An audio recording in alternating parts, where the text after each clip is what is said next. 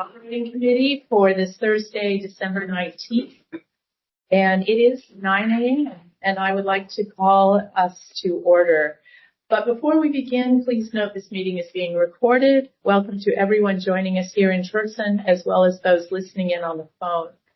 If you would like to provide public comment at today's meeting, and if you have not already done so, please let Thomas in the back of the room or Justine on the call-in line know what items you would like to speak on today. Madam Secretary, please begin by calling your roll.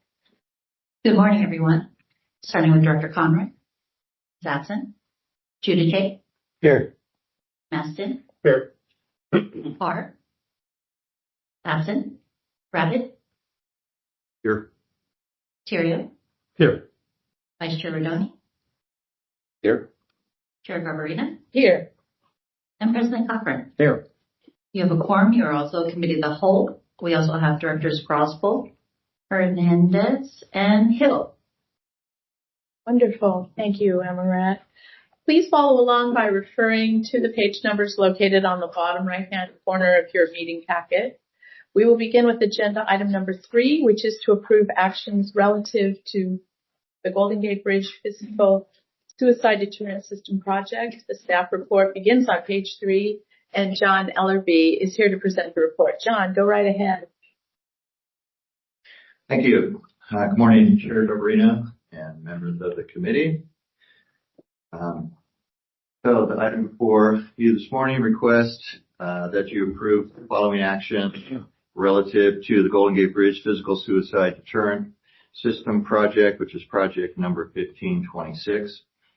And it's to authorize execution of the Sixth Amendment to Professional Service Agreement number 2018-B07, Golden Gate Bridge Physical Suicide Deterrent System and Winter Retrofit Construction Scheduling and Claim Review Services with Secretariat International in an amount not to exceed $599,500 for continuation of expert construction scheduling, estimating, claim evaluation services through approximately 2025 December, and authorize an increase in the amount of $4,110,004 in the fiscal year 24-25 Bridge Division capital budget relative to Project 1526, finance, contract administration, construction engineering by district staff, and consultant services through December 2025.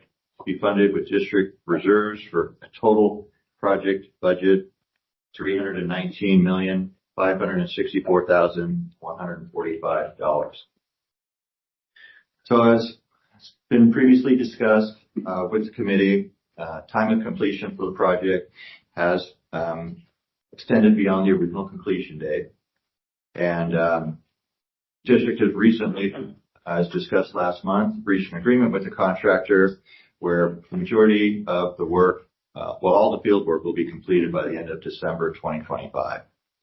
The remaining work is the fabrication of the maintenance travelers, which is scheduled to be completed no later than December 2026. And then after fabrication, that will be delivered to the district. So as a result of the time for field work extending through the end of December of 2025, a budget increase is necessary to finance the construction management and engineering by district staff and also by consultants that are supporting district staff in the project. The staff evaluated the remaining work to be completed and the level of effort necessary to perform that work for the district staff, and also did an evaluation of consultants and determined that the services provided by Secretariat International, which is scheduling, claim support services, and also assistance with any change order work, those budgets will be depleted by the end of December 2024, and so an extension is needed through the end of 2025. The level of effort for engineering staff is going to be approximately the same as it was for the past year. The level of effort for Secretariat is reduced, so we've requested from Secretariat cost proposal for the services that we anticipate they'll have to perform. They provided a cost proposal in the amount of $599,500 from those services through the end of the year. We evaluated that, find it to be fair and reasonable relative to the scope necessary, and also consistent with their audited labor rates and billing rates. There will not be any disadvantaged business enterprise or DBE work associated with it. Secretary is not a DBE or SBE, and they'll be self-performing all of this work. The staff will also monitor the work through the end of completion of 2025, and we'll come back to the board or to the committee with any recommendations if there are anticipated increases. So with that, we're recommending that Bill and Operating Committee recommend that the Board of Directors authorize execution of the Sixth Amendment to PSA 2018-B7 with Secretariat International in the not to exceed amount of $599,500 for continuation of scheduled cost estimation and claim support services, and authorize an increase in the amount of $4,110,004 fiscal year 24-25 Bridge Division Capital Project budget for Project 1526 to be financed with district reserves. The reason the amount is an odd number is because we've looked at the other consultant services that have been provided. We've closed some of those contracts because the services are no longer available. So from the authorized amounts that the board previously granted, we have closed those budgets and are using the available balance to finance this change. So with that, I'm happy to answer any questions you may have. Thank you very much, John, for your report. Are there any questions or comments from directors? Yes, Dick. John, this may be wishful thinking, but at this stage, do you think there are going to be any more change orders? There's still doing the fabrication in the shop, so I don't anticipate a lot of change orders. But with the fabrication in the shop and then putting the package together, so there's a mechanical package, there's an electrical package, and a control package. There may be some changes that come up because they have to test all of this. So they'll fabricate it, put it together, put it on a platform, and test the travelers, and there may potentially be some changes associated with that. Thank you. Jim. Thank you. I've had, not directly related to this issue, but I've had a few constituents ask when the rest of the cyclone fencing will come down, or if it will come down. If we spoke to the contractor about that, after the first year, we're going to start removing fencing throughout the project site. So thank you. It'll hopefully within the first quarter of next year, we'll have the majority of it down. Thank you. Anyone else? That concludes discussion on item number 3. But before we take our vote, is there anyone from the public wishing to speak on this item? We have no speakers for B&O. Thank you. So may I entertain, or I will entertain a motion. Thank you, Michael. Is there a second? Second. Thank you. All those in favor, please say aye. Aye. Is there any opposition? Let the record show there's no opposition and the motion passes. We will now continue on to item number 4, which is the informational monthly report from board appointees on the Sonoma Marin Area Rail Transit Board. I'll start off the report with just a few notes, but I'll ask if David, if you could fill in. I had to leave partway through the meeting. The manager's report began with the report of an unfortunate system closure beyond the estimated weekend for the testing of the tracks as it extends to northern Petaluma.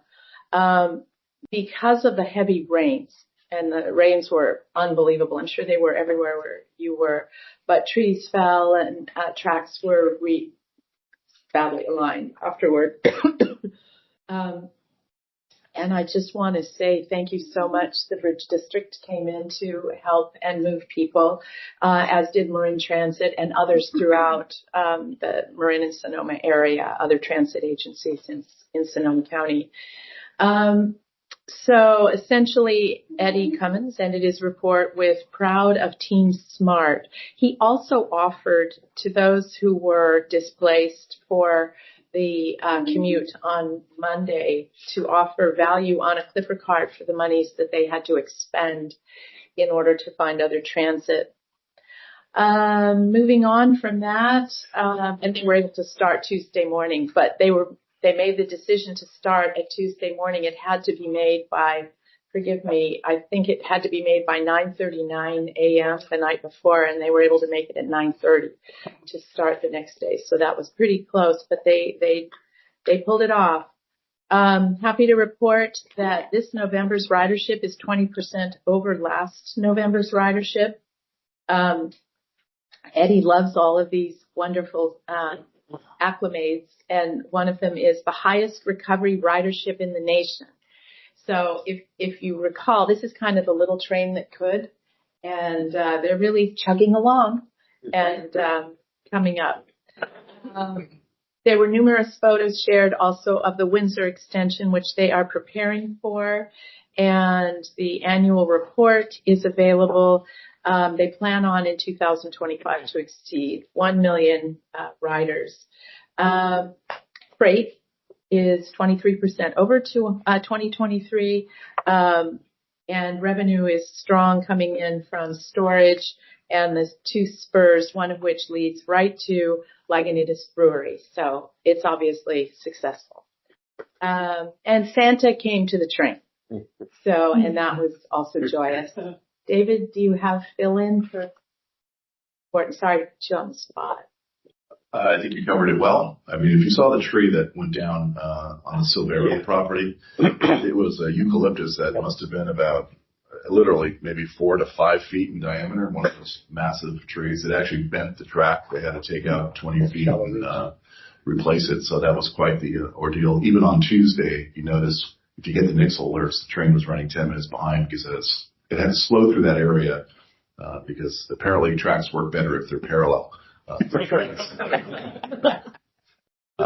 they did replace that, but the timing of the project, originally they were going to spend 4 days on a closure over Thanksgiving. They opted not to do that. The contractor chose not to do that. The contractor said they could do it too. They picked a tough weekend with the weather. And, you know, it is what it is, and it's done now, so it's great.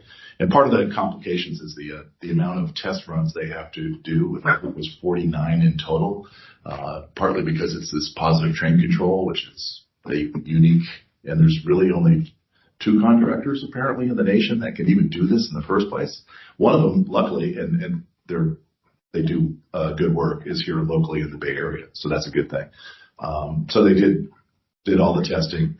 Obviously, it's important to make sure all the systems work correctly going forward. The ridership, Eddie loves. I don't know who keeps track of that, Dennis, but I noticed we were at 169%. Fort Worth, Texas, was 167.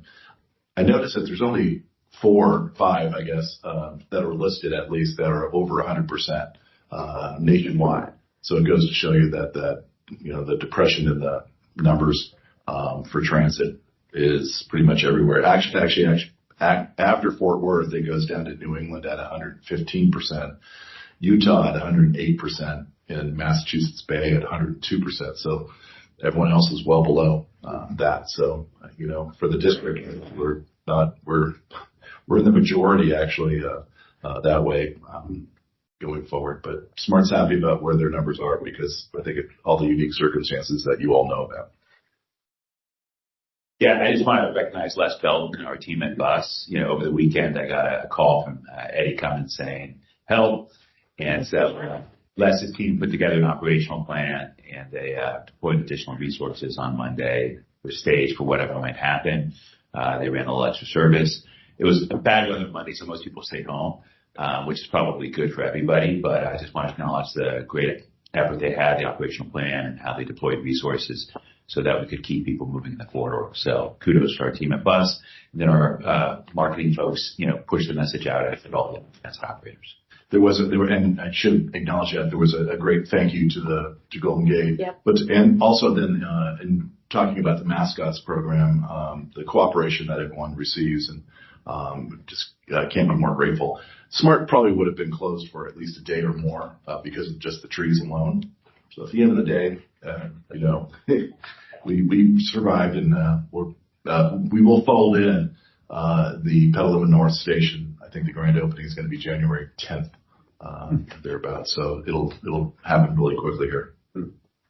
I'll also add that people were extremely pleased with the outreach, and that worked very effectively. So there weren't a lot of disgruntled people. There were a handful of people like me who are not necessarily connected to everything, and they didn't get the message, but they survived too. So thank you, everyone. Thank you, Dennis, Les, and David.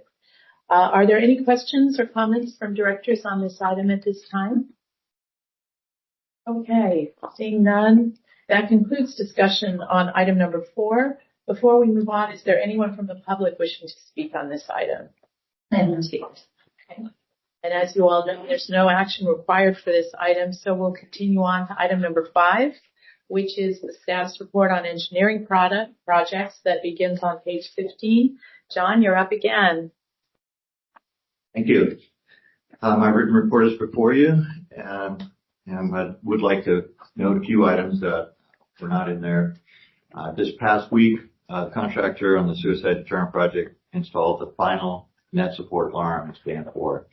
So with that, there are now all that work is completed, and I'll start installing the last portion of the net on the east side of span 4. It's probably as soon as next week. Also, the contractors progressed to a point of touch-up paint on the west sidewalk that our bridge forces have begun installing the clips. So some of you recall that the bridge makes a little singing sound when there's some high winds. We had that occur over the weekend. So clip installation has begun. We're hoping to continue with that so that one day soon we won't have any singing out here. And with that, I'm happy to answer any other questions you may have in my report. Thank you, John, again.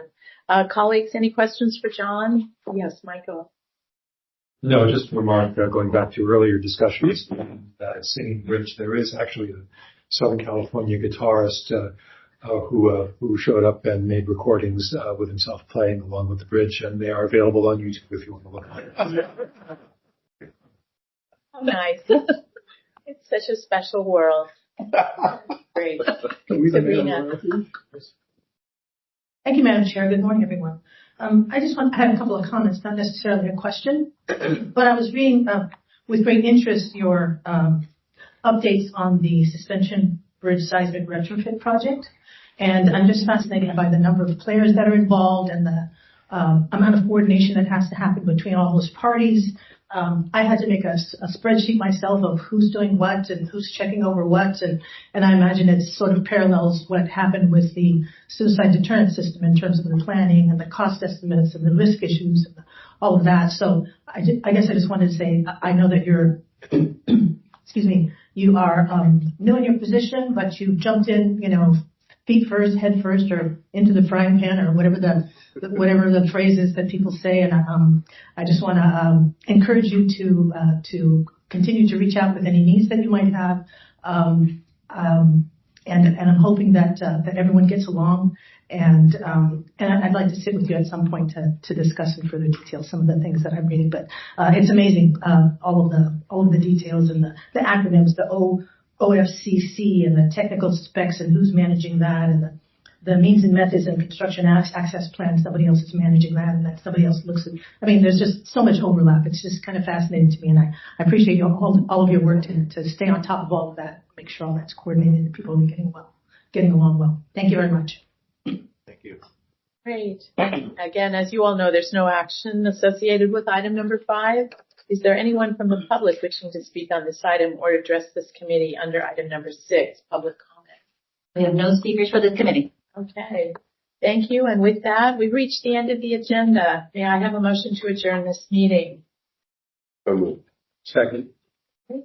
Hearing no objections from anyone, this concludes the meeting of the Building and Operating Committee. Thank you, colleagues. The time is 9:21.